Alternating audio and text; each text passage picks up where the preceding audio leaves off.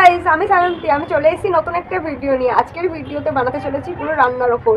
পুরো আজ আমি বাড়িতে আছি। তোমরা নিশ্চয়ই ভাবছো যে আজ তো সানডে না, তাহলে কেন বাড়িতে আছি। তাহলে শোনো, আমার শরীর কিছুদিন যাবো ভালো যাচ্ছে না, ওই জন্য আজকে ডাক্তার দেখাতে গেছিলাম। তাই ডাক্তার দেখিয়ে ফেরার সময় একটু কী করবো বাড়ি গিয়ে ভেবে পাচ্ছি না, ওই জন্য একটু মাংস কিনে এনেছি।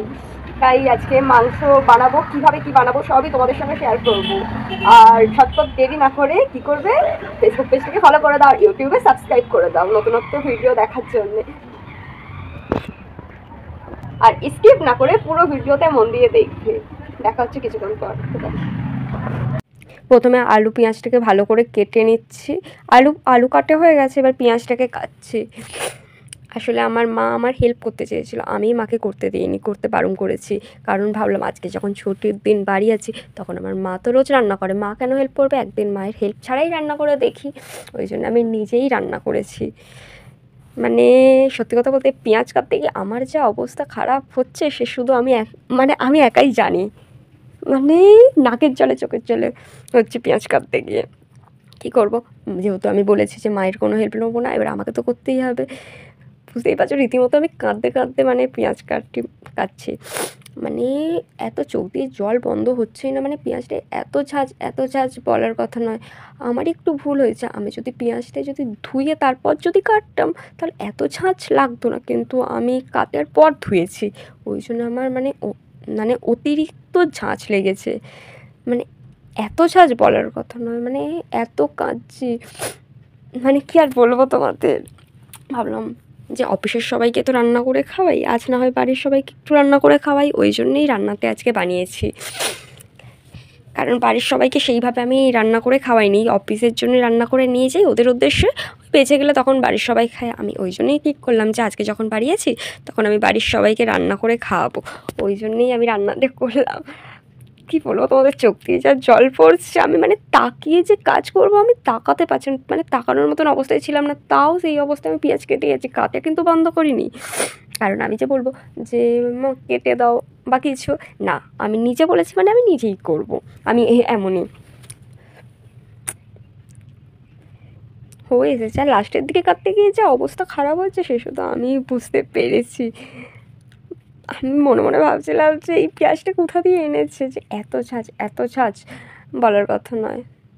আমার চোখ দিয়ে যা জল পড়ছে আমি এবার আলুটাকে ভালো করে ধুয়ে নিচ্ছি। গাইস মনে রাখবে, আলুর গায়ে যে ধুলোতে ওতেও কিন্তু ভালো করে ধুতে হবে, কারণ ওগুলো রান্নার আগে ভালো করে ধুয়ে নেওয়া ভালো। কোনো সবজি, শুধু আলু বলে নয়, সব শাক সবজি বলো, আলু পেঁয়াজ ভালো করে ধুয়ে নিতে হয় বাজার থেকে আসার পরে। ভালো করে ধুয়ে জল ঝরিয়ে একটু ভিজিয়ে রাখতে হয়, রান্নার সময় ওখান থেকে জল ছেড়ে তেলে ছেড়ে দিতে হয়। তারপরে এই পেঁয়াজটাকে ভালো করে কচলে ধুয়ে নিচ্ছি। এইটা কিন্তু অ্যাকচুয়ালি নিয়ম হচ্ছে, কাটের আগে যখন খোলা ছাড়ানো হয়, খোলা ছাড়াবার আগেই ওদেরকে ধুয়ে নেওয়ার নিয়ম। তাহলে এদিকে তোমার চোখে ঝাঁঝও লাগবে না অত কাটার সময়, আর এদিকে ভালো। কিন্তু আমি যেহেতু আমার মাথায় ছিল না, আমি একদম ভুলে গেছিলাম যে ওটা ধুয়ে নিতে হবে। ওই জন্যে আমি ঝাঁঝে সেরকম আমার চোখ দিয়ে জলও বেরিয়েছে, আর তার মধ্যে ধোয়াও হয়নি। কী আর বলবো, যা হয় মাথা মুখে হলে যা হয় আর কি। আর সব শাকসবজি বলো, যা কিছু দোকান থেকে বলো, বাজার থেকে যা কিছু আনবে সব ভালো করে ধুয়ে নেবে।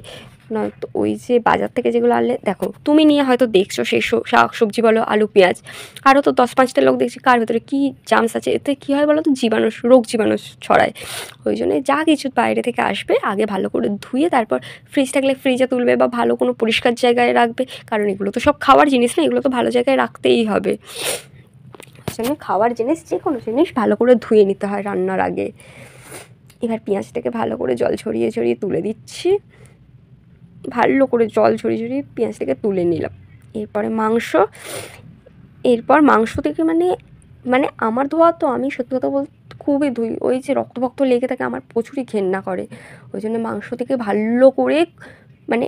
ভালো করে ধুয়ে নিতে হয় আগে রান্নার আগে। আমি তো 4-5 বার ভালো করে কষলে ধুয়েই যাচ্ছি, না হলে আমার মনে শান্তি থাকে না। কারণ ওইসব রক্ত লেগে থাকে, আমার প্রচুর ঘৃণা করে, গা ঘিন করে। ওই জন্য ভালো করে ধুয়ে জল ছড়িয়ে তুলে রাখছি। কারণ কীরকম একটা লাগে। মাংস দিয়ে যদি।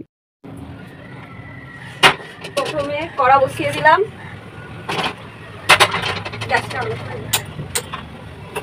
প্রথমে কড়া বসিয়ে দিলাম, এবার কড়াতে গরম হোক। দেখতেই পাচ্ছ কড়াই গরম হয়ে গেছে। কড়াই গরম হয়ে যাওয়ার পর কড়াইতে একটু তেল দিয়ে দিলাম।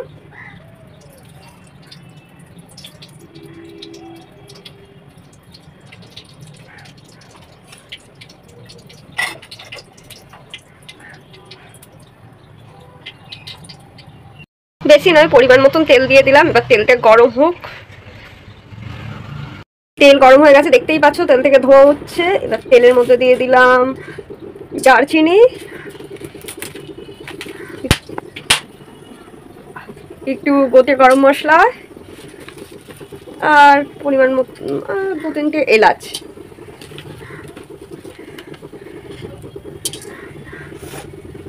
দেখতেই পাচ্ছ কি জোর ফাটলো।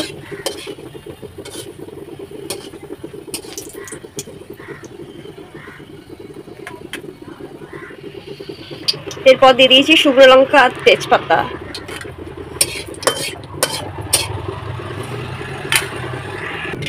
দেখো এরপর ছেড়ে দিচ্ছি পেঁয়াজ।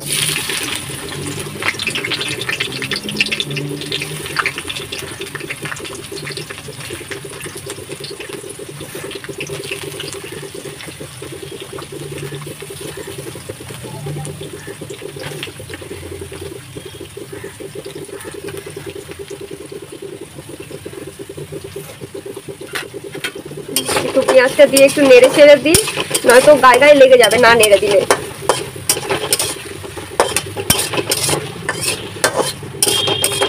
পেঁয়াজটা একটু লাল লাল করে ভাজা হোক, তারপর মশলা দেবো। দেখো আর একদিকে গ্যাস জ্বালিয়ে আমি কিন্তু কড়া বসিয়ে দিয়েছি, কারণ আলুটা ভেজে নেবো, তারপরেই পেঁয়াজের মধ্যে আলুতে দেবো। ওই জন্য আরেকদিকে কড়া বসিয়ে দিয়েছি। কড়াতে একটু গরম হোক, তারপর তেল দেবো। আর একদিকে পেঁয়াজ হচ্ছে ভাজা। আমি প্রথমে আলুটাকে ভেজে নিই, তারপরে ওই ভাজা আলুটা ওই গ্রেভির মধ্যে দিই। পেঁয়াজ একটু লাল লাল করে ভাজুক, ততক্ষণ আলুতেও ভাজা হয়ে যাবে। দেখতে পাচ্ছ আমি কিন্তু আলু ভাজার জন্য এখানে আমি তেল দিয়ে দিয়েছি। এবার তেলটা গরম হোক, তারপর আলু ছাড়বো। দেখতে পাচ্ছ আমি কিন্তু এখানে আলু ছেড়ে দিয়েছি, আর এইদিকে পেঁয়াজ হচ্ছে।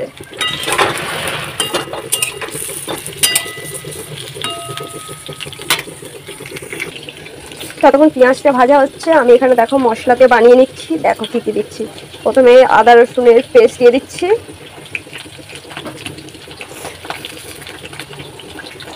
আদা রসুনের পেস্ট নিয়ে নিয়েছি। এখানে পরিমাণ মতো লঙ্কা গুঁড়ো, বেশি হবে না কমও হবে না। মাংসর তরকারি বলে কথা, একটু ঝাল না হলে আবার ভালোও লাগবে না। এখানে তারপরে হলুদ নিয়ে নিচ্ছি,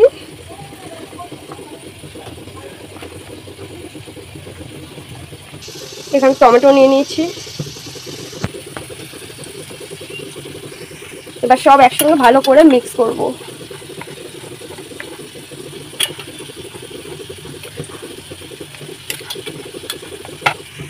সব একসঙ্গে ভালো করে মিক্স করা হয়ে গেছে। এবার এই মশলা থেকে পেঁয়াজ ভাজার উপরে ছেড়ে দিলাম। ভালো করে দিতে হবে যাতে একটু মশলা গায়ে না লেগে থাকে।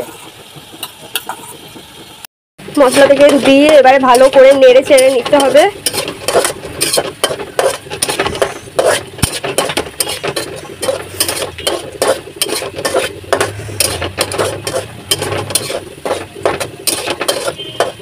ভালো করে কষে নিতে হবে।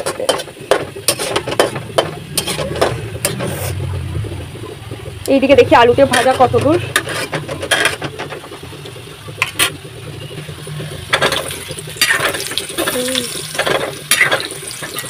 মশলার মধ্যে আলুগুলো ছেড়ে দেবো সুন্দরভাবে।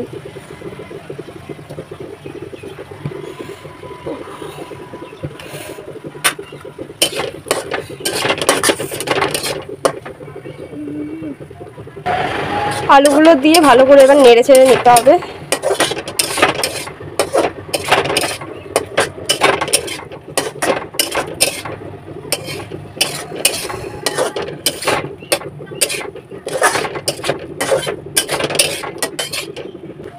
মশলাটা যাতে একটু ভালো করে কষতে পারি, যেগুলো গায়ে লেগে আছে ওগুলো যাতে ছাড়াতে পারে, ওই জন্য একটুখানি সামান্য জল দিয়ে নিলাম।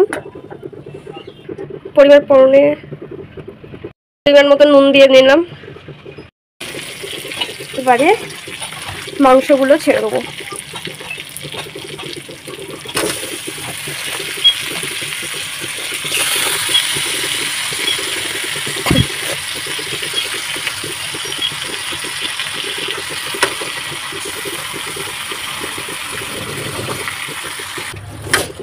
মাংসটা দিয়ে একটু নেড়ে ছেড়ে নিই। এত বড় বড় করে পিস রেখেছে, মানে আমি রাখতে বলেছি যে নাড়া যাচ্ছে না।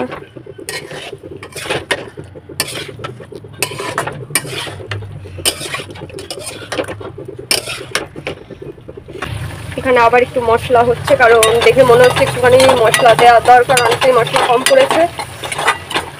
কারণ যে তুলনায় মাংস এনেছিলাম সেই তুলনায় মশলা কম হয়েছিল, ওই জন্য এখানে একটু মশলা বানা হয়ে গেছে। এবার ফাইনালি জল ঢেলে দিচ্ছি।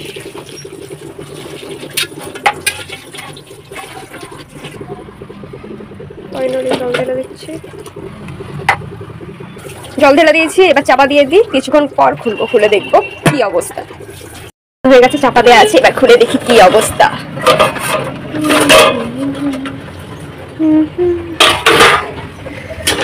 ওয়াও, কি সুন্দর!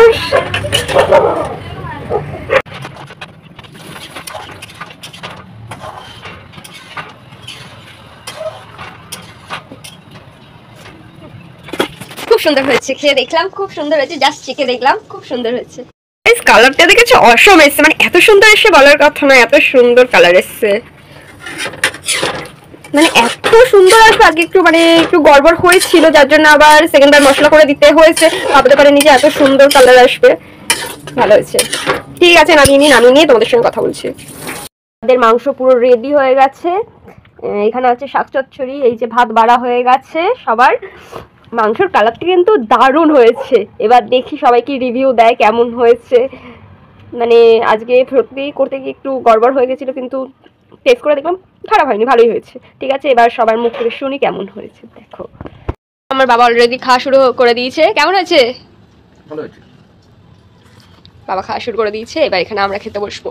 আমার পাতে চলে এসছে খাবার, এবার আমি খাওয়া শুরু করি।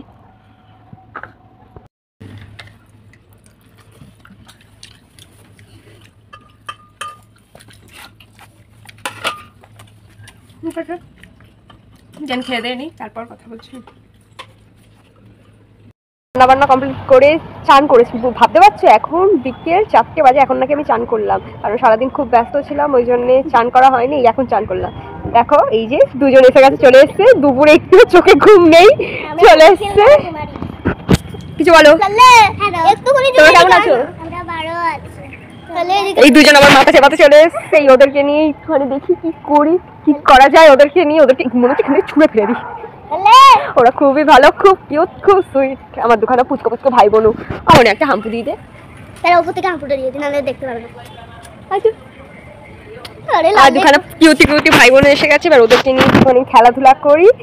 ঠিক আছে, আজকের ভিডিও এইটুখানি। ভিডিও যদি তোমাদের ভালো লেগে থাকে লাইক, কমেন্ট, শেয়ার অ্যান্ড ফেসবুকে ফলো করে দেবে, আর ইউটিউবে সাবস্ক্রাইব করে দেবে। দেখা হচ্ছে নেক্সট ভিডিওতে। ততক্ষণ ভালো থাকবে, সুস্থ থাকবে। Bye, take care, love you.